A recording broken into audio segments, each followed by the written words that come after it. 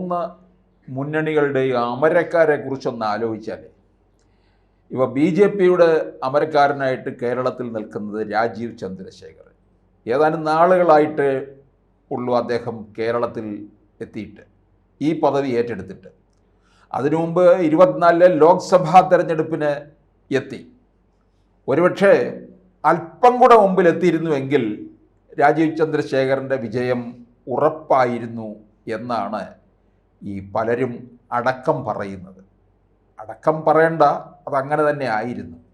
പ്രത്യേകിച്ച് ഈ തീരദേശ മേഖലകളിൽ അദ്ദേഹത്തിനെ ഒന്ന് മനസ്സിലാക്കിയെടുക്കാൻ കുറച്ച് വൈകി എന്നുള്ളതാണ്.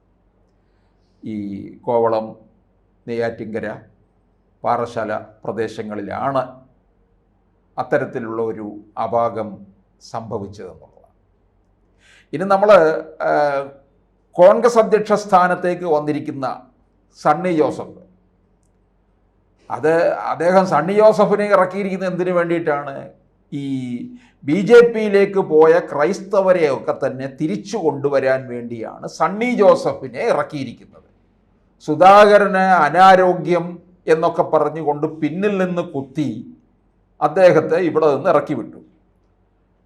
ഈ പദവിയില്ലെങ്കിലും പിണറായിയെ എതിർക്കുമെന്നാണ് ഇപ്പോഴും അദ്ദേഹം പറഞ്ഞുകൊണ്ടിരിക്കുന്നത്.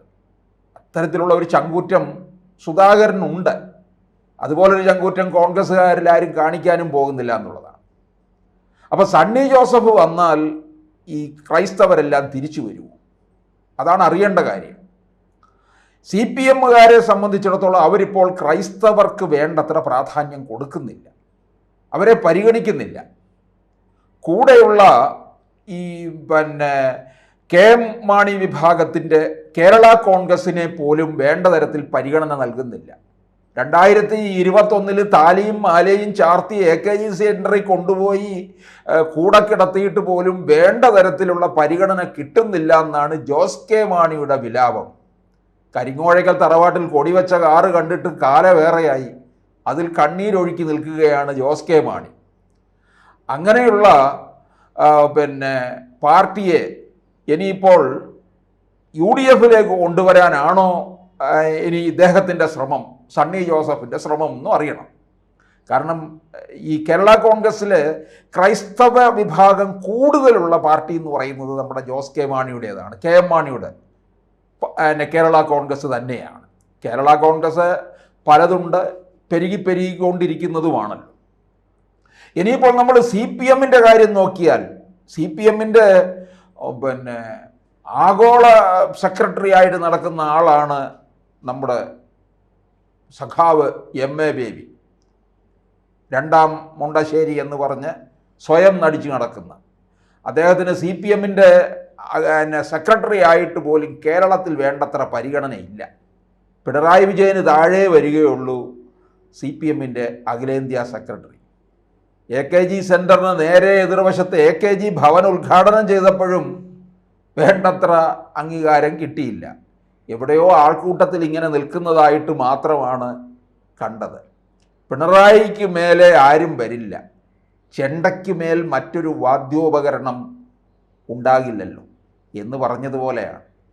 പിണറായി ഇനി എത്ര അവശനായെന്ന് പറഞ്ഞാലും ആരോഗ്യ പ്രശ്നങ്ങളാൽ പിണറായി കഴിഞ്ഞിട്ടേ ഉള്ളൂ എന്നുള്ളതാണ്. അതുകൊണ്ട് പിന്നെ അപ്പോൾ MV ഗോവിന്ദൻ്റെ കാര്യം ചോദിക്കാം, അത് പിന്നെ പറയണ്ടല്ലോ. അത് പിണറായി പറയുന്നതനുസരിച്ച് എത്രത്തോളം നട്ടെല്ല് വളയ്ക്കാമോ അത്രത്തോളം വളച്ചു നിൽക്കുകയാണ്. ഒരു നട്ടെല്ല് എങ്ങനെ വളയ്ക്കാം എന്നുള്ളതിൻ്റെ ഏറ്റവും ഉദാഹരണമാണ് MV ഗോവിന്ദൻ. അപ്പം ഈ മൂന്ന് പാർട്ടിയുടെ അമരക്കാരും എന്തായിരിക്കും ഇനി അങ്ങോട്ട് മുമ്പോട്ട് നേടാൻ പോകുന്നത് എന്നുള്ളതാണ്. രാജീവ് ചന്ദ്രശേഖർ പുതിയ നീക്കമൊക്കെ തന്നെ തുടങ്ങിയിരിക്കുകയാണ്. രാജീവ് ചന്ദ്രശേഖറിനെയാണ് മറ്റ് ഇരു മുന്നണികളും ഭയക്കുന്നത്. കോൺഗ്രസ്സുകാർ പറയുന്നത് BJP CPM അന്തർധാരയുണ്ട്, കുറേ കാലമായിട്ട് പറയുന്നതാണ് ഈ അന്തർധാര. അത് ഇത്തരത്തിലുള്ള ഭാഷകളൊക്കെ ഉപയോഗിച്ചുകൊണ്ട് ആകെക്കൂടെ കുഴപ്പത്തിലെത്തിക്കുകയാണ് ചെയ്യുന്നത്. അത് രാജീവ് ചന്ദ്രശേഖർ അതിന് മറുപടി പറയുന്നത് അതിപ്പം വെള്ളവും എണ്ണയും കൂടെ ഏത് തരത്തിലായിരിക്കും, അത് രണ്ടും കൂടെ കലർത്തി പോകാൻ പറ്റും. എന്ന് പറഞ്ഞതുപോലെ നിൽക്കുന്നതാണ്. സി പി എമ്മിൻ്റെ വഴി കൂടെ പോകുന്നവരാണ്. ബി ജെ പിക്ക് അതിൻ്റേതായ വഴികളുണ്ട്. അല്ലാതെ ഇതിനകത്ത് ഒരു അന്തർധാര ഇല്ലെന്നുള്ള രീതിയിൽ പറയുന്നുണ്ട്. ഇവരിലേക്ക് വന്ന ക്രൈസ്തവർ ഇത് കോൺഗ്രസിലേക്ക് തിരികെ പോകുമോ എന്നുള്ളതാണ്. അതൊരിക്കലും അതിന് സാധ്യത കാണുന്നില്ല. 2014 നമുക്കറിയാം, കേരളത്തിലെ ക്രൈസ്തവരൊന്നും അത്രത്തോളം ബി ജെ പിയോട് അടുത്തിട്ടില്ല. അവർക്ക് ബി ജെ പിയിൽ ഒരല്പം ഭയവും ആശങ്കയൊക്കെ ഉണ്ടായിരുന്നു, രാജ്യം ഏത് വഴിക്കാണ്. അതുകൊണ്ടാണ് 2019 പപ്പുമോൻ വയനാട്ടിൽ മത്സരിക്കാൻ വന്നു കഴിഞ്ഞപ്പോൾ കേരളം ഒന്നടങ്കം കൈപ്പത്തിയിൽ ഓട്ടുകുത്തി 19 സീറ്റിൽ അങ്ങ് ജയിപ്പിച്ചു വിട്ടത്. കാരണം അടുത്ത പ്രധാനമന്ത്രി രാഹുൽ ഗാന്ധിയാണ്. വയനാട്ടിൽ നിന്ന്, കേരളത്തിൽ നിന്ന് വിജയിച്ചു പോയ ഒരു MP ഇന്ത്യയുടെ പ്രധാനമന്ത്രിയാകുന്നു എന്ന് കേരള ജനതയും കോൺഗ്രസ്സുകാരും പിന്നെ അത്തരത്തിലുള്ള അല്പബുദ്ധികളൊക്കെ തന്നെ ഇരുന്ന് സ്വപ്നം കണ്ടുകൊണ്ടിരുന്നു. അത് 8 നിലയിൽ പൊട്ടി എന്നുള്ളതാണ്. അത് 8 നിലയിൽ നിന്നല്ല, അത് പിന്നീട് ഇങ്ങനെ താഴോട്ട് വന്നുകൊണ്ടിരിക്കുകയുമാണ്.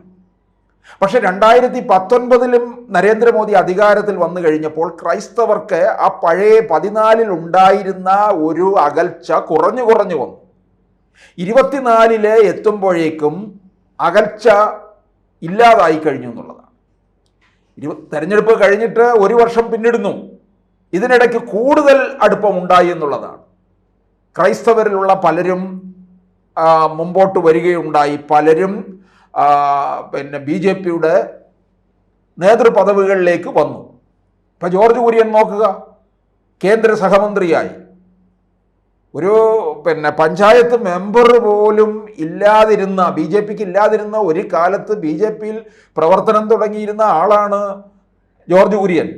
വളരെ നിശബ്ദനായി പാർട്ടി പ്രവർത്തനങ്ങളിൽ ഏർപ്പെട്ടിരുന്ന ആളാണ്. മന്ത്രിയായിട്ട് പോലും ആളും ആരവവും ബഹളവും ഒന്നും ഇല്ലാത്ത ഒരാളാണ്. സുരേഷ് ഗോപി വരുന്ന പോലല്ല. സുരേഷ് ഗോപി പിന്നെ ഒരു അല്പനും കൂടിയാണല്ലോ. അപ്പോൾ അർദ്ധരാത്രിക്ക് കൂടെ പിടിക്കും. അതാണ് നമ്മൾ കണ്ടുകൊണ്ടിരിക്കുന്നത്. പിന്നെ എന്തെങ്കിലുമൊക്കെ വിളിച്ചും പറയും. ജോർജ് കുര്യനെ സംബന്ധിച്ചിടത്തോളം അതല്ല. അദ്ദേഹത്തിൻ്റെ ഒരു രാഷ്ട്രീയക്കാരൻ്റെ എല്ലാ അതിൻ്റെ ഗുണങ്ങളുമുണ്ട്, എങ്ങനെ മുമ്പോട്ട് കൊണ്ടുപോകണമെന്നും. അപ്പോൾ അതിലൂടെ ക്രൈസ്തവരെയൊക്കെ തന്നെ കൂടുതൽ ചേർത്ത് നിർത്താനായിട്ടും സാധിക്കുന്നുണ്ടെന്നുള്ളതാണ്. അതാണ് ഈ 2024 എത്തുമ്പോൾ, മോദി അധികാരത്തിൽ വന്ന് 10 വർഷം പിന്നിട്ട് കഴിയുമ്പോൾ ക്രൈസ്തവരെ അത്രത്തോളം ചേർത്ത് നിർത്തിയിരിക്കുകയാണ്. ആ ക്രൈസ്തവ വോട്ട് പോയതിലാണ് കോൺഗ്രസിൻ്റെ ഭയം. അത് തിരിച്ചു പിടിക്കുക എന്നുള്ള ലക്ഷ്യത്തോടു കൂടിയാണ് പത്രത്തിൽ പോലും ഫോട്ടോ കണ്ടാൽ ജനങ്ങൾക്ക് തിരിച്ചറിയാൻ കഴിയാത്ത ഒരാളെ KPCC പ്രസിഡന്റ് സ്ഥാനത്ത് കൊണ്ടുവന്ന് അവരോധിച്ചിരിക്കുന്നത്. പത്രത്തിൽ കണ്ടാൽ തിരിച്ചറിയാത്ത എന്ന് പറഞ്ഞത് നമ്മുടെ മുരളീധരൻ തന്നെയാണ്.